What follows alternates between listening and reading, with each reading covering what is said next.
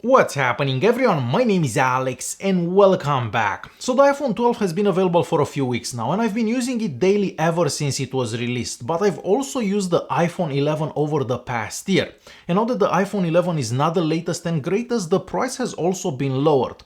So you're looking at a phone that's $599, and I have to say for $599 the iPhone 11 is one of the best phones that you can buy these days.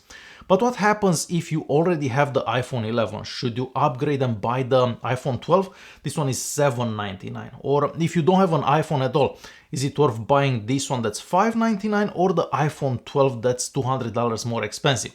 Well, hopefully throughout this video I'm gonna make it easier for you to choose the right one for you. So for me the biggest difference between the 11 and the 12 is definitely the screen. Even though we have the same screen size on both devices, so 6.1 inches screens, we switch from an LCD panel to an OLED panel on the iPhone 12.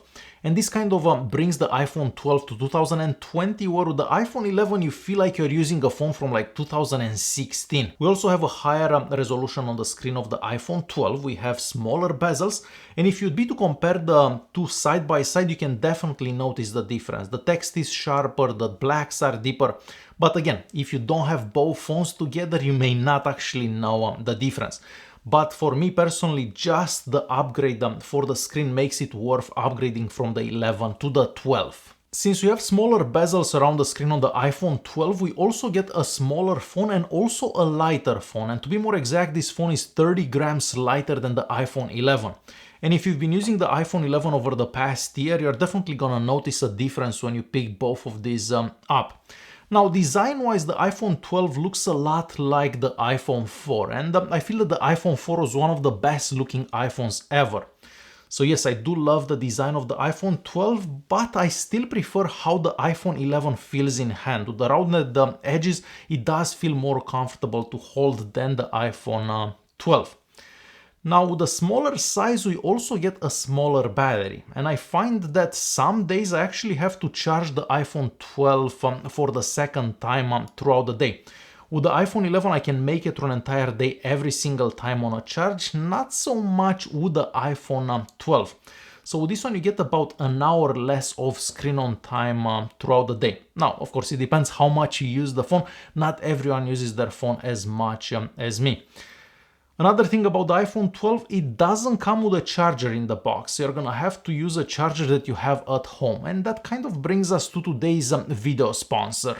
So Anker makes some of the best chargers for your iPhone, and just to give you an example, the one that I have today, it's called the Anker Nano. As you can probably see, this is super small and super portable. This is roughly the same size as the original Apple charger that we used to get in the box with the iPhone 11 and all the previous iPhones before that. And even though this is the same size, this actually charges your iPhone 3 times faster. And to give you an example, charging the iPhone 11 from 0% to 53% is done in 30 minutes with this charger, which is much faster than the original Apple charger. And if you pair this to the Anker USB-C to Lightning or USB-C to USB-C, you can basically charge everything that you have around the house, iPads, phones, etc, etc. If you do need more power though, so let's say you wanna charge your laptop for example, you can always use the Anker PowerPort 3. This is a 60 watt 2-port charger, and with this one you can basically charge everything or two devices at the same time. So Anker has you covered for all your charging needs. As always, there will be some links in the video's description. Thanks Anker for sponsoring this video, and let's go back to our iPhones. The next thing I want to talk about are the cameras on the back of these two devices. So we still have the ultra-wide lens and the main lens on the back of the 11 and the 12. Now the main lens is a bit different on the iPhone 12. But if you take a lot of daytime pictures, you aren't exactly gonna see a massive difference between the 11 and the 12. Almost no difference in a lot of pictures. I've actually done a full camera comparison between the 11 and the 12. And if you wanna check that out, I will leave a link in the video's description. Basically, the biggest differences between the 11 and the 12, you're gonna notice if you take a lot of pictures at night. So now even the ultra-wide lens has a night mode, something that we don't actually have on the iPhone 11. And if you do record videos with the main lens on the iPhone 12, those videos do look much better. So for low light, there is an improvement between the 12 and the 11. But as I said, if you don't take that many pictures or videos at night, you aren't actually gonna see that big of a difference between the iPhone 11 and the 12. And of course, you've seen a bunch of pictures on the screen, and yes, they do look very similar.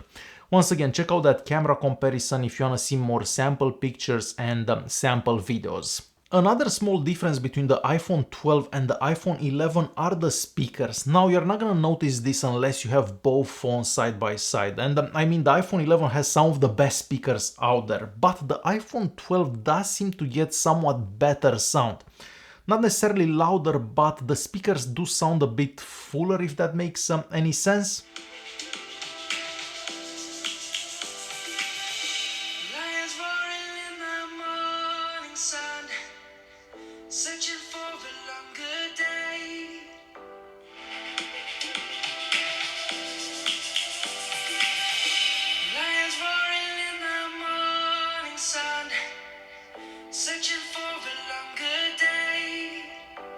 So this isn't exactly something that you would notice unless you have both phones side by side, but yes, there is a small improvement for the speakers in the iPhone 12. And lastly, performance. So the iPhone 12 does have a somewhat faster processor than the iPhone 11, but using the phones you can't exactly tell the difference.